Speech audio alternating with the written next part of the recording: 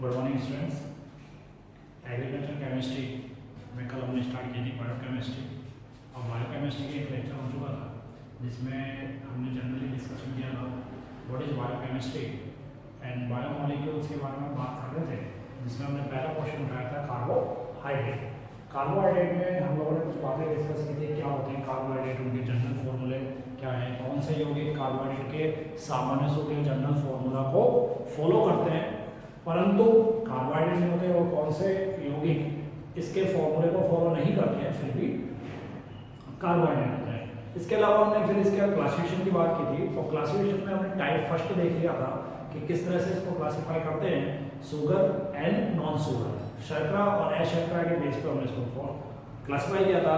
आज हमारी क्लास में स्टार्ट जो करेंगे हम टाइप 2 क्लासिफिकेशन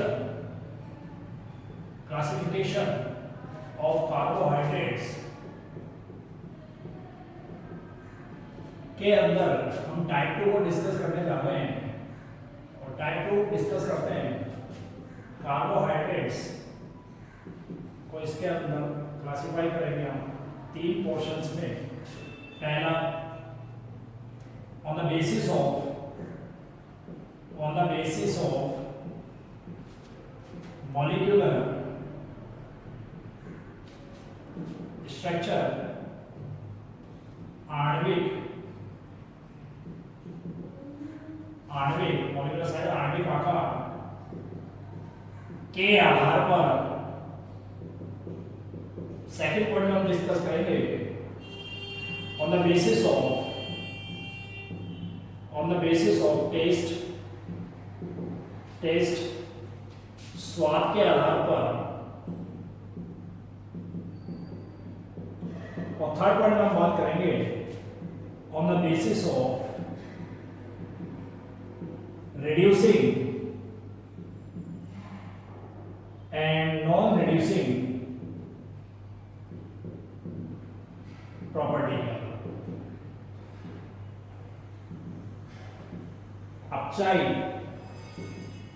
व अनपचाई गुणों के आधार।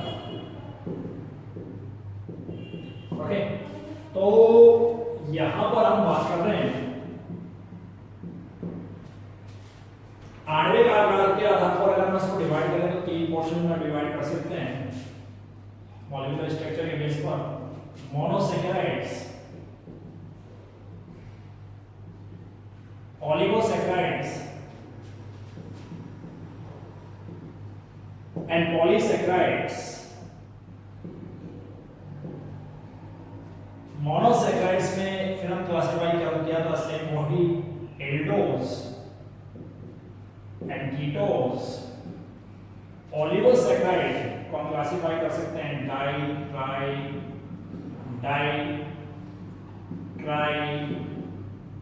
And tetra oligosaccharide. स्वाद के आधार पर on the basis of taste, इसके आधार पर अगर हम बात करें तो इसको शुगर, शर्करा और नॉन शुगर अशर्करा के रूप में डिवाइड कर सकते हैं। अपचाई और अनपचाई प्रॉपर्टी के बेस में डिवाइड करते हैं। रिड्यूसिंग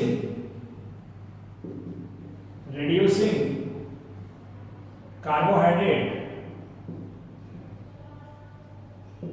अपचाई कार्बोहाइड्रेट ये कौन से होते हैं? ये होते हैं जो फेहरिंग, विलियन व टोलेन अभिकर्मक से अपचयित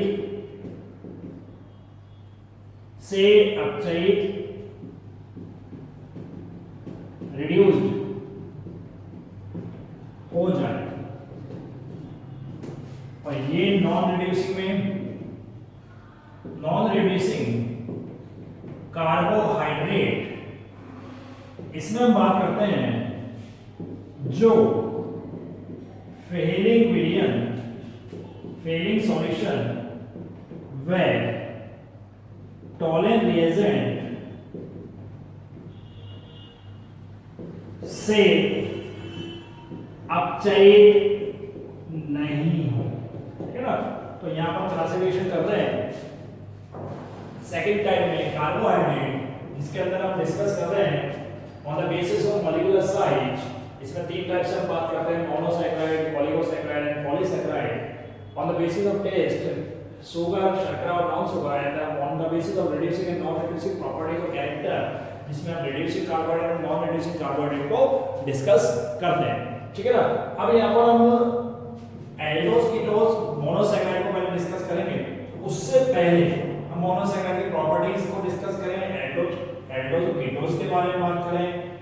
उससे पहले यहाँ एक छोटा सा इंपॉर्टेंट फैक्टर बता देता हूँ कि रिड्यूसिंग और नॉन रिड्यूसिंग जो आपका कार्बोहाइड्रेट है, इसमें एक टर्म है Fehling solution and Tollens solution. इन दोनों के बारे में थोड़ा सा नॉलेज रख लीजिए, क्योंकि ये इंपॉर्टेंट टर्म्स हैं और इनकी नॉलेज आपको प्रैक्टिकल पॉइंट ऑफ व्यू से इंपॉर्टेंट रहेंगी, ठीक है ना। तो यहाँ थोड़ा सा अपन ध्यान रख लेते हैं। देखिए, अगर हम बात करते हैं फेलिंग सॉल्यूशन क्या है, फेलिंग मिलियन, फेलिंग मिलियन, तो बेटा देखो यहाँ पर ये फेलिंग जो सॉल्यूशन है रियल में, ये दो तरह के सॉल्यूशन से बनता है, Fehling A plus Fehling B, इनसे मिलकर बनता है। Fehling A dark blue colour solution of copper sulphate, ये होता है, प्लस फेलिंग सॉल्यूशन ये कलरलेस सॉल्यूशन होता है of Rochelle of potassium, potassium sodium tartrate, potassium sodium tartrate, जिसे हम रोशेल सॉल्यूशन भी कहते हैं, Rochelle solution plus strong alkali, strong alkali that is anyway जिसको प्रेफर करते हैं। तो इनसे मिलकर जो बना होता है दिस इज फेलिंग सॉल्यूशन, यानी A प्लस बी है फेलिंग सॉल्यूशन। फेलिंग A जो होता है वो होता है कॉपर सल्फेट CuSO4.5H2O का डार्क का गहरा नीले रंग का विलयन, गहरे नीले रंग का विलयन, और पोटेशियम सोडियम टार्ट्रेट जिसे हम रोशेल लवण के नाम से भी जानते हैं, रोशेल सॉल्ट के नाम से भी जानते हैं, प्लस एक प्रबल क्षार का विलयन जैसे NaOH, जिसको अपन प्रेफर करते हैं, इनके मिक्सचर को अपन बात करते हैं कि होता है आपका फेलिंग सॉल्यूशन। तो इसकी स्ट्रक्चर बता देता हूं एक बार कि किस तरह से फेलिंग सॉल्यूशन की स्ट्रक्चर दी जाती है, फिर हम फटाफट आते हैं मोनोसैकेराइड की properties, aldose and ketones and some examples of monosaccharides. तो देखिए यहां पर copper sulphate CuSO4.5H2O, this is copper sulphate, ये कॉपर सल्फेट है, copper sulphate plus 2 molecules of sodium hydroxide, sodium hydroxide, this is sodium hydroxide, strong alkali solution है aqueous, plus KNaC4H4O6.4H2, potassium sodium tartrate, which is also known as Rochelle salt, Rochelle लवण, ठीक है, ये यहां पर आपका लवण हो गया। अब इसको अगर अपन रिएक्ट कराते हैं तो क्या बनने वाला है, इनको मिक्स करके हीट दे दीजिए, और हीट देने पर आपको जो मिलेगा एक कंपाउंड मिलेगा CuOCH,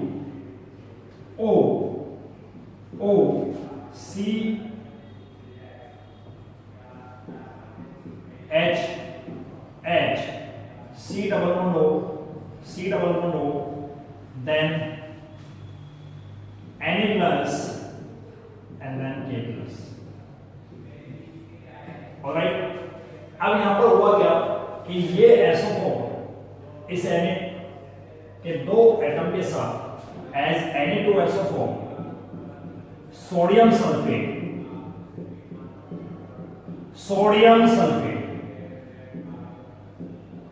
के रूप में बाहर निकलेगा। ठीक है बेटा, सोडियम सल्फेट के रूप में बाहर निकलेगा। इसके अलावा 5s2, अब हमारे पास जो रिमेनिंग कंडीशन है देखिए यहाँ पर टोटल 5s2 है हमारे पास, OH के दो मॉलिक्यूल मेरे पास है, यानी टोटल 5s2 दो मॉलिक्यूल OH, दिस वन यहां से आप लोगों ने जो कंटेंट किया है 1 2 3 4 oxygen, total 6, that mean 2 oxygen हमारे पास यहां रिमेन रह गए एंड 4s2। इन सबको अगर अपन कंबाइन कर लें तो टोटल मिला के 10 11 12 एंड 8 20, ठीक है ना। तो यहां पर बन जाता है टोटल 2 H आ गए 1 2 एंड 8, टोटल 10 एंड 22, ठीक है 22 हो गया, दैट मींस 11s2। ये मॉडल मॉलिक्यूल आपको मिला है। ये जो कंटेंट वाला, ये जो आपके पास कंडीशन आ रही है, दिस इज नेम्ड एज फेहेलिंग-विलियन। फेहेलिंग इसको बोलते हैं फेहेलिंग सॉल्यूशन।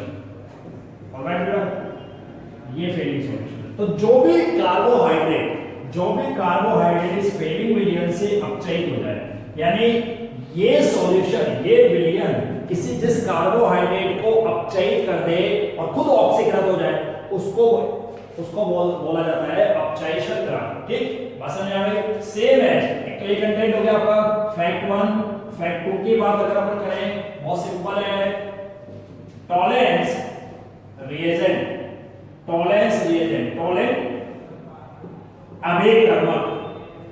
ये क्या होता है? Ammoniacal silver nitrate, solution of ammonical silver nitrate, that means silver nitrate AgNO3 का ammonical NH3 ammonical विलयन। बात समझ में? तो वो सारे कार्बोहाइड्रेट जो फेलिंग विलयन और ammoniacal silver nitrate that is tolerant reagent से अपचयित हो जाए, वो सब क्या होंगे? अपचयी कार्बोहाइड्रेट होंगे। वो क्या होंगे? अपचयी कार्बोहाइड्रेट होंगे, दैट मींस रिड्यूसिंग कार्बोहाइड्रेट्स होंगे। फॉर एग्जांपल, अगर हम अपचयी कार्बोहाइड्रेट की बात करें, रिड्यूसिंग कार्बोहाइड्रेट्स की बेटा अगर हम बात करें तो कुछ एग्जांपल्स हैं, लाइक एज ग्लूकोज, फ्रुक्टोज, ठीक है, ये अपचयी कार्बोहाइड्रेट है। अब बात करें वो सारे कार्बोहाइड्रेट्स जो इनसे रिड्यूस नहीं होंगे, जो फेलिंग सॉल्यूशन और टॉलरेंट रिएजेंट से क्या नहीं होंगे? अपचयी नहीं होंगे, वो क्या होंगी? अनअपचयी कार्बोहाइड्रेट, नॉन रिड्यूसिंग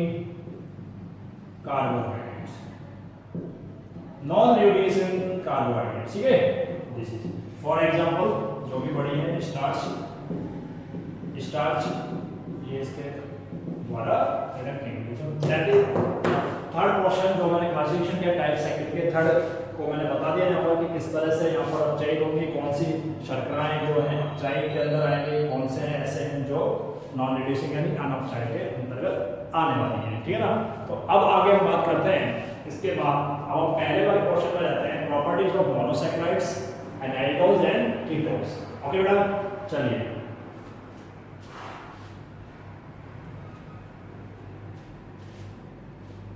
कॉपी कर लीजिए इसको एक बार।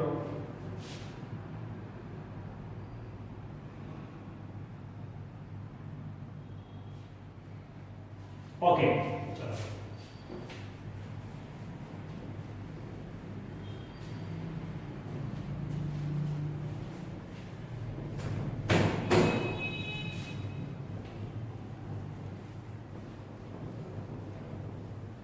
नेक्स्ट अब हम बात करते हैं monosaccharides.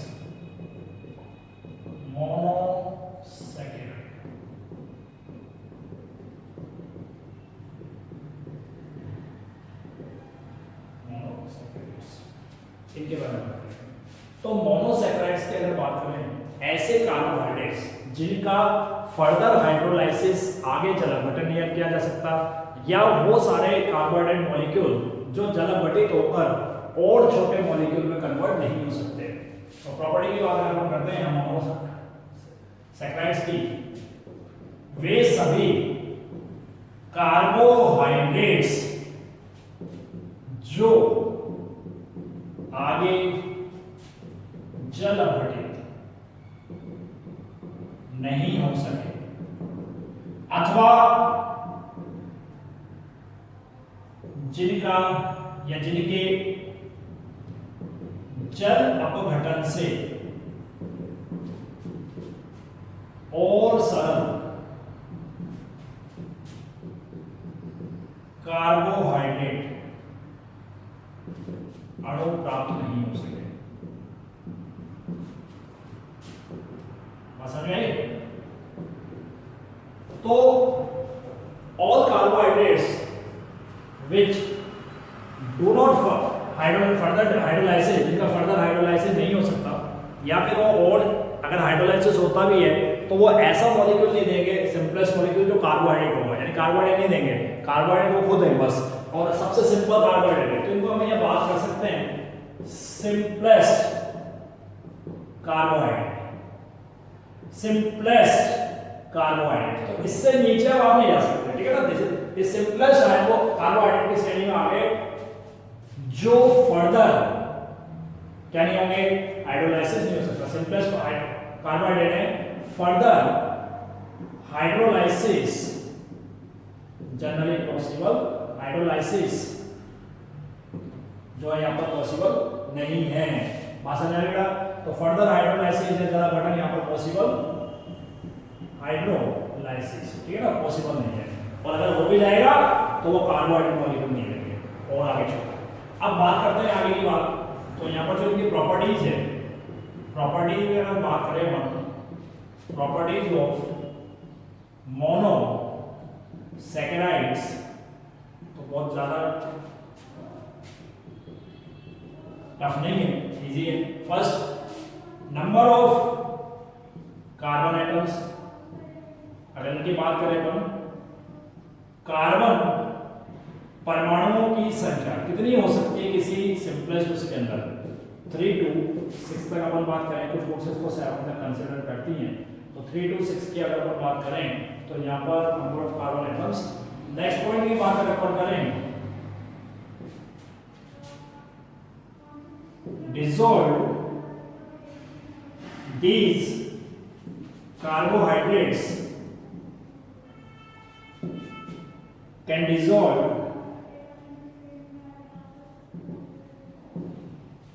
in water due to formation of H bond। बात समझ में आया कि ये कार्बोहाइड्रेट पानी के अंदर, जल के अंदर क्या हो जाते हैं, पानी के अंदर इजीली क्या बना लेते हैं, H बॉन्डिंग बना लेते हैं। H बॉन्डिंग कैसे बना लेते हैं, जब वाटर का आपके पास H2O आएगा, H2O जो वाटर है उसके साथ कार्बोहाइड्रेट्स का जो OH ग्रुप है वो बॉन्डिंग कर लेता है, दैट इज हाइड्रोजन बॉन्डिंग हो जाती है वहां पॉसिबल, ठीक है ना। बात समझ आ गई?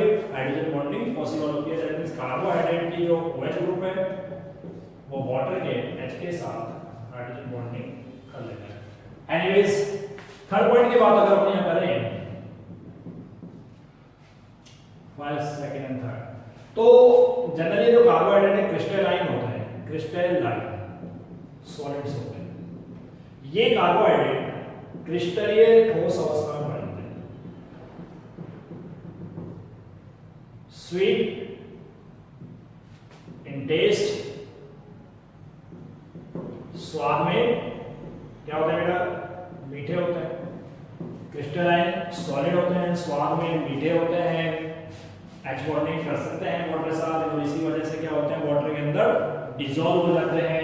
नंबर ऑफ कार्बन एटम्स क्या होते हैं, 3 to 6 और 7, फर्दर की बात करेंगे अपन 7 तक हो सकते हैं, ठीक है। अब आगे अगर अपन इसको बात करें कि इनकी एग्जांपल्स की बात करें सिंपलेस्ट में, तो हम लेते हैं ग्लूकोज, फ्रुक्टोज, और भी ले सकते हैं हम ग्लिसरॉल्डिहाइड, ग्लिसरॉल्डिहाइड, ठीक है, राइबोज एटसेट्रा। तो इस तरह के जो कार्बोहाइड्रेट्स है वो सिंपलेस्ट कार्बोहाइड्रेट्स में काउंटेबल होते हैं। अब बात करते हैं यहाँ पर कि मोनोसैकेराइड्स को जो हम क्लासिफाई करेंगे, दो पोर्शन में क्लासिफाई कर सकते हैं, एल्डोज एंड कीटोज। और हम डिस्कस करने वाले हैं what is aldose and what is ketose, structure of aldose and structure of fructose with suitable example, इनसे हम बात करेंगे। तो देखिए यहाँ पर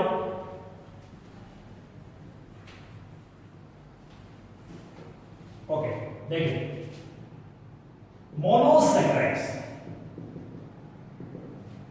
मोनोसैकेराइड, ऑलराइट, हमने क्लासिफाई कर दिया, एक तो aldose, aldose, and second one ketose, ketose, इसमें क्लासिफाई। एल्डोज वो शर्कराएं हैं, वो मोनोसैकेराइड हैं जिनमें aldehyde, aldehyde that is COH, इसको ऐसे लिख सकते हैं CHO, समूह प्रेजेंट होता है, एल्डिहाइड समूह उपस्थित होता है, बात समझ आ गई। और यहां पर बात करें जिनमें ketonic,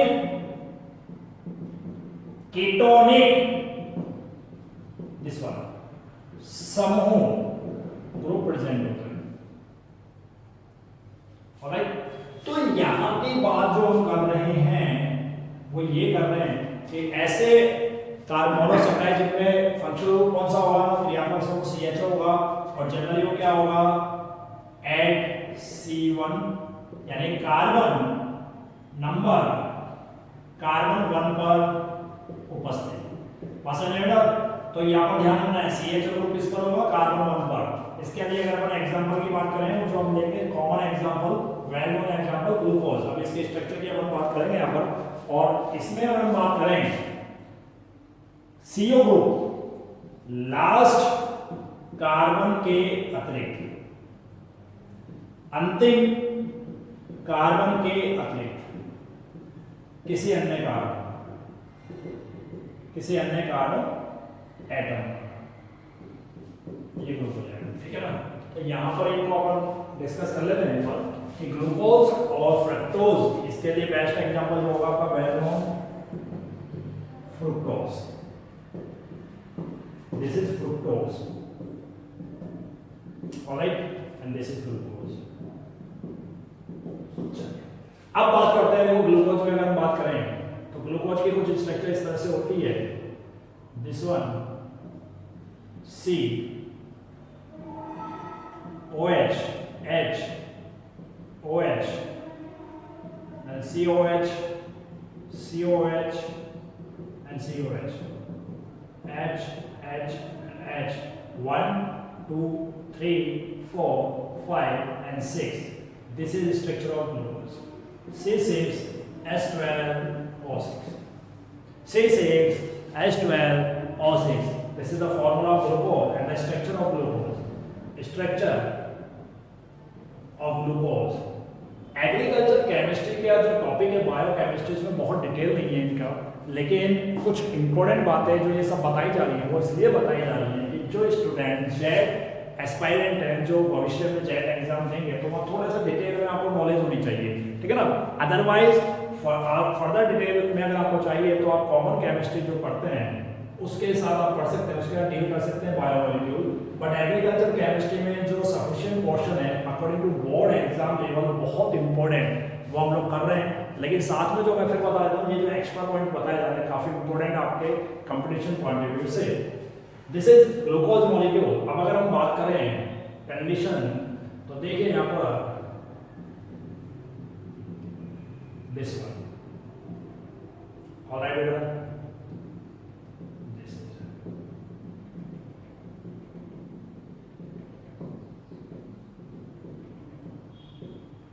One, two, three, 4, 5 and 6.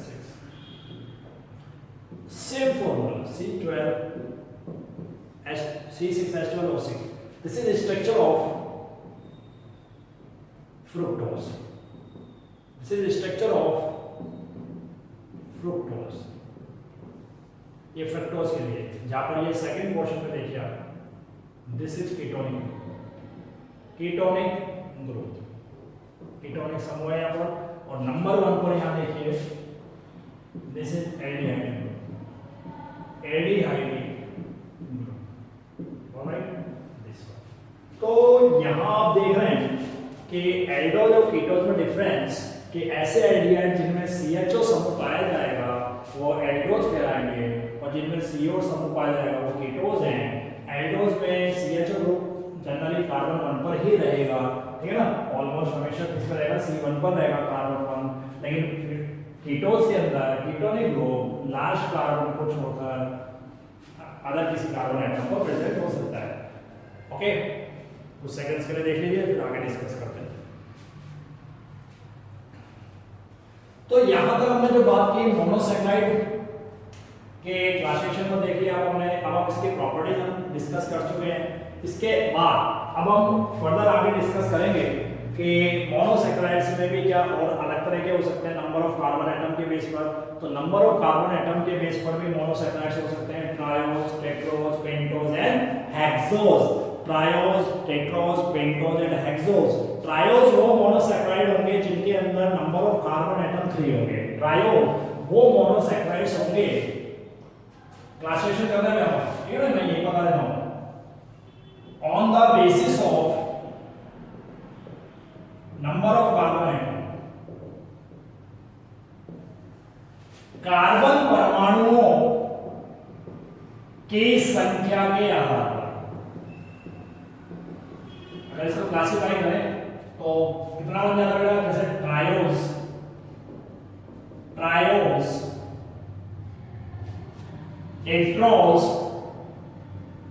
Tetrose बन जाता है, टेट्रोज, और आगे जाएं further pentose, this is pentose, hexose,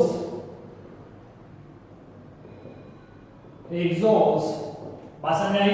तो यहां तक हम पहुंच गए। अब इसमें अगर देखें ट्रायोज में carbon equal to 3, carbon equal to 4, carbon equal to 5 and carbon equal to 6, बात समझ आई। तो यहां ट्रायोज में अलग अलग लेंगे, सेम एज हम बात कर सकते हैं, ये एल्डोज के असर है, ठीक है ना, एल्डोज वाला फॉर्म है। इसको अगर अपन कंबाइनली बात कर लें इस क्लास में on the basis of carbon atoms, तो ये आ गया आपका एल्डोज, ये कंबाइनली बन जाता है एल्डोज। सेम एज हम कीटोज को भी डिवाइड कर सकते हैं, कीटोज में भी वो कैसे बन जाएंगे, ट्रायोज, टेट्रोज, पेंटोज और हेक्सोज, वो भी इसी फॉर्म में आ जाएंगे, एल्डोज एंड कीटोज। बात समझ आ गई।